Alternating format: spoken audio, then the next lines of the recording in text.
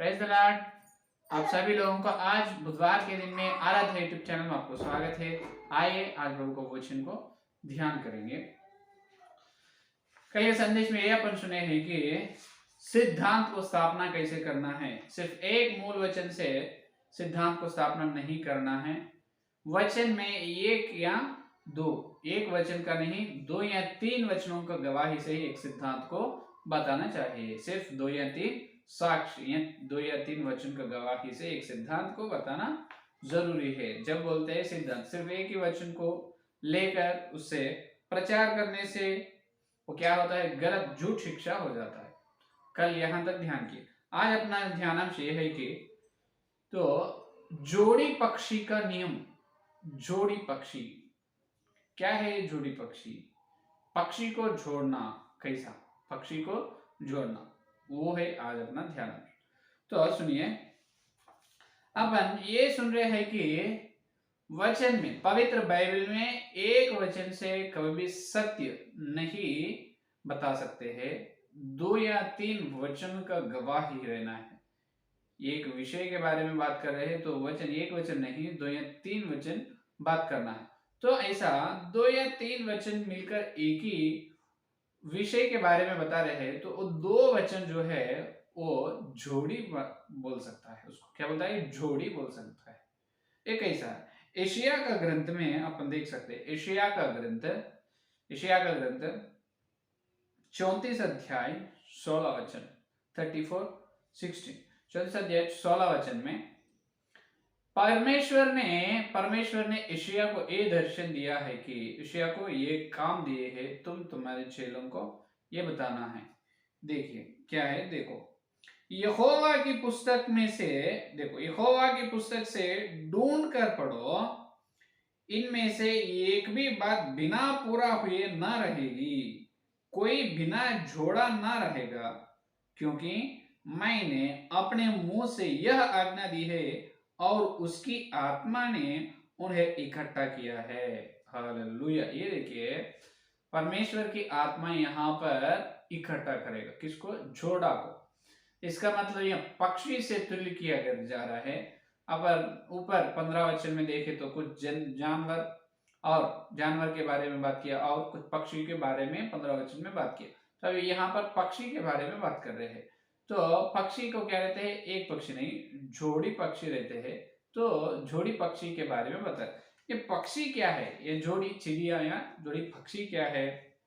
इसका मतलब ये है कि पवित्र बाइबल को अपन पढ़ते, जब पवित्र बाइबल को पढ़ते सीधा गड़बड़ से नहीं पढ़ना है, ध्यान से पढ़ना है। कैसा पढ़ना है? क्या बोले हैं वहां पर? देखो, यहोवा की पुस्तक से ढूंढ कर पढ़ो। पुस्तक में ढूंढना है, ढूंढते पढ़ना है। क्यों ढूंढना है? इसीलिए ढूंढना है कि एक वचन का और एक वचन जोड़ी वचन रहते हैं। कभी अकेला वचन पवित्र बाइबल में नहीं रहेगा। एक एक वचन का और एक वचन जोड़ी वचन रहता है। तो तब परमेश्वर की आत्मा ने उस जोड़ी वचन को अपने को दिखाएगा। इसके बारे में बता रहे हैं परमेश्वर की वचन ही उसको इकट्ठा करते हैं, अपन इकट्ठा नहीं कर सकते। ये है पहला विषय। तो ये कैसे हो सकता है? ऐसा हो सकता है कि परमेश्वर का नाम वचन है। परमेश्वर का नाम वचन है और वचन एक व्यक्ति है। वचन पहले एक व्यक्ति है, बाद में वही व्यक्ति वचन बन चुका है या नहीं? इसमें तो कुछ संदेह नहीं ना। पहले परमेश्वर का पुत्र वचन एक व्यक्ति, परमेश्वर वचन का वचन नामक एक व्यक्ति था। प्रकाशित वाक्य 19 और 13 वचन देखो। प्रकाशित वाक्य 19 और 13 वचन में देखो, 19 और 13 में क्या कर रहे हैं? और उसका एक नाम उस पर लिखा हुआ है जिसे उसको छोड़ और कोई नहीं जानता। वह लहू में डुबाए हुआ वस्त्र पहने हैं और उसका नाम परमेश्वर का वचन है। लहू में डुबोया हुआ वस्त्र पहने, उसका नाम परमेश्वर का वचन। यीशु मसीह का नाम स्वर्ग में क्या है? परमेश्वर का वचन। परमेश्वर का वचन व्यक्ति का नाम है। आते खुद ये व्यक्ति क्या हुआ है? शास्त्र बन चुके हैं, शब्दों का वचन बन गए हैं, शब्दों का वचन बन गए। तो अभी देखिए, अभी देखिए, वचन का मतलब यीशु मसीह है, वचन का मतलब यीशु मसीह है। और देखिए पवित्र बाइबल में क्या है, वचन है, पवित्र बाइबल में वचन है। अभी देखो पवित्र बाइबल, बाइबल का नाम, बाइबल में वचन है, पवित्र बाइबल अभी वचन है और परमेश्वर का पुत्र वचन है। इसका मतलब जो परमेश्वर का पुत्र यीशु मसीह, यीशु मसीह बराबर पवित्र बाइबल है। समझ में? परमेश्वर का पुत्र यीशु मसीह जैसा है वचन नामक व्यक्ति, और पवित्र बाइबल अक्षर रूपक वचन और व्यक्ति रूप में है वचन, दो बराबर है। उसमें कुछ संदेह नहीं, कुछ डाउट नहीं। पवित्र बाइबल में भविष्य वक्ताओं के द्वारा पवित्र आत्मा ने लिखा है, ये शास्त्र, ये वचन जो है, ये वचन बराबर यीशु मसीह है। क्या है? यीशु मसीह। तो इसके कारण जो यीशु मसीह को पवित्र बाइबल में एक एक रूप में उपमान भाषा में जैसा उसको तुल्य किया है, तो हर एक उपमान भाषा का तुल्य इस वचन को भी की सकते हैं। यीशु को जो जो उपमान भाषा में जो जो उदाहरण से तुल्य किया है, वो हर एक उदाहरण को इस वचन को, पवित्र बाइबल का वचन को भी तुल्य कर सकते हैं। वचन का मतलब यीशु मसीह है और वचन का मतलब बाइबल है। बाइबल और यीशु मसीह दो भी एक है। समझ में? देखो तो कैसा, अभी देखो यीशु मसीह को बहुत नाम से पवित्र बाइबल में पुकारे है, बहुत नाम से उपमान भाषा में तुल्य किया गया है। उसमें एक है व्यवस्था विवरण में, देखो व्यवस्था विवरण में 32 अध्याय 12 वचन, 32 11 वचन देखिए, 32 और 11,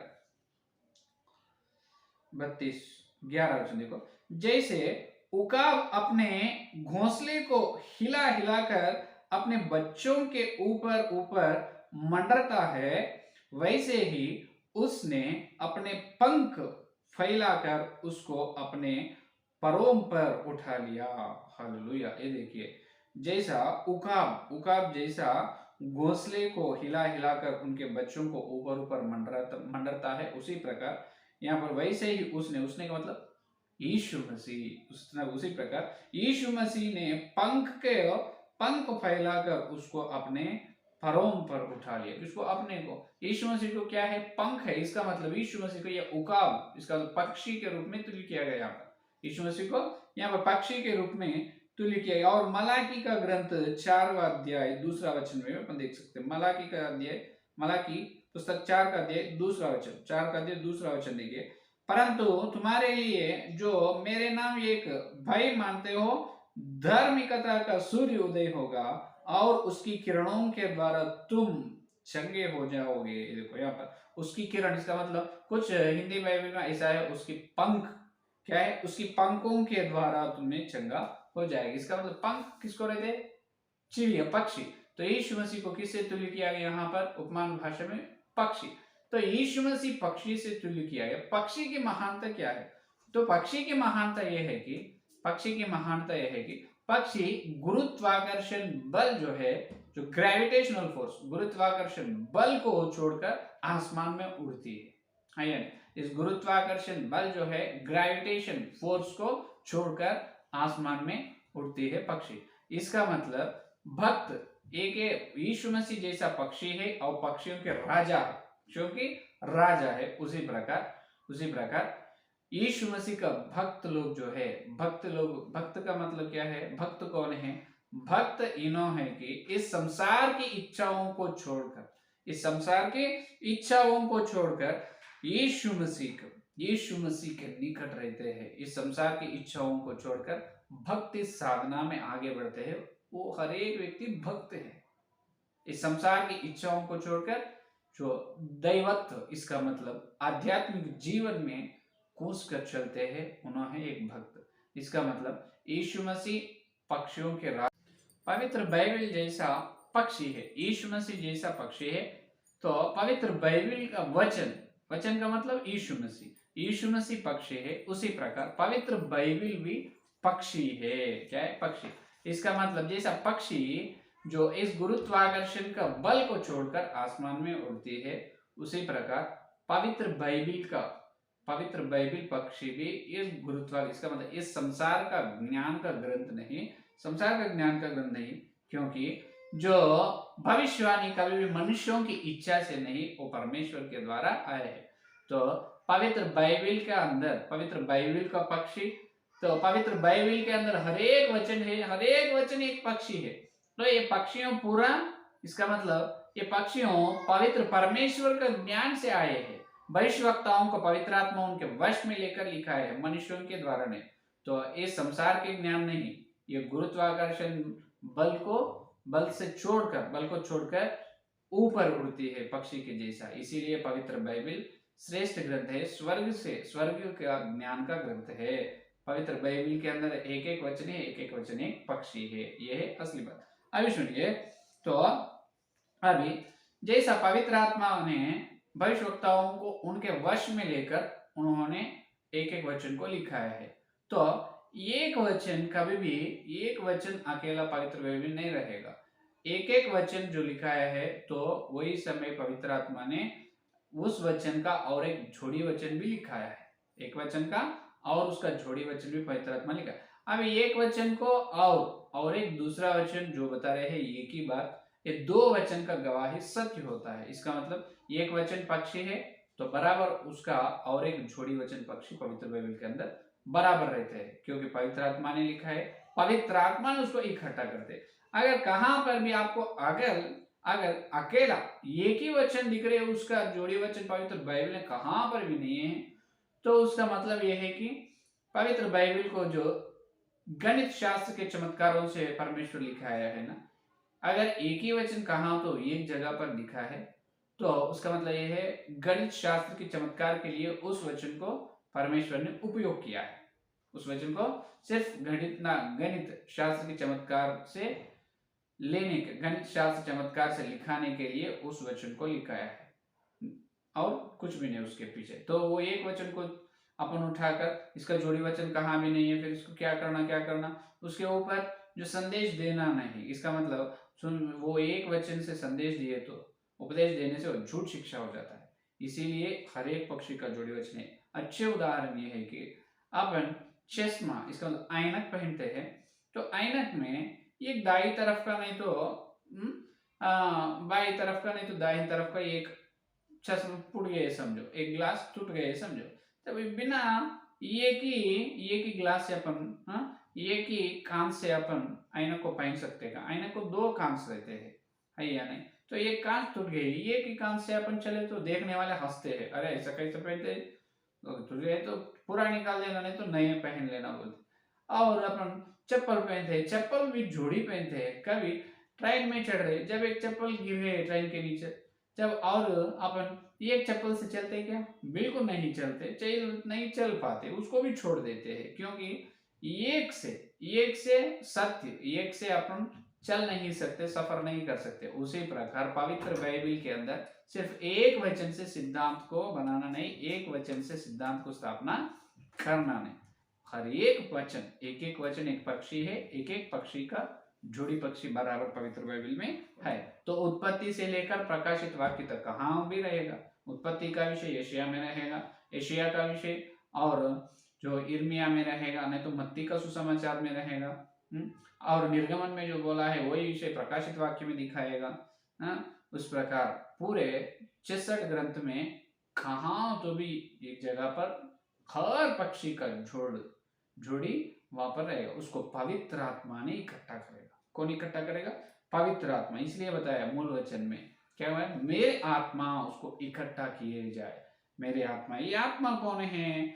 अपने को मालूम है, यूहन्ना के सुसमाचार पत्र 20वां अध्याय, यूहन्ना के सुसमाचार पत्र 20 और 22 में क्या करे है यीशु मसीह। देखो 20 और 22 में, यह कहकर उसने उन पर फूंका और उनसे कहा, पवित्र आत्मा लो। ये देखो यीशु मसीह फूंका, कौन? यीशु मसीह चेलों पर फूंकने से पवित्र आत्मा पाए। देखो फूंक, यहाँ श्वास, यीशु मसीह का श्वास का मतलब आत्मा। वहां पर एशिया का मेरे आत्मा का मतलब यीशु मसीह का नहीं तो पिता का। यीशु मसीह का आत्मा, पिता का आत्मा नहीं, पवित्र आत्मा। पवित्र आत्मा ने क्या करेगा, हर एक वचन पक्षी का दूसरा जोड़ी पक्षी अपने को दिखाएगा, बताएगा। जब एक और एक दो पक्षी, दो वचन के गवाही से अपन सत्य को दिखाते हैं, सत्य को स्थापना करना है, सत्य को पवित्र करना है। सिर्फ अकेला कभी भी एक वचन से अपन सत्य को बताना नहीं।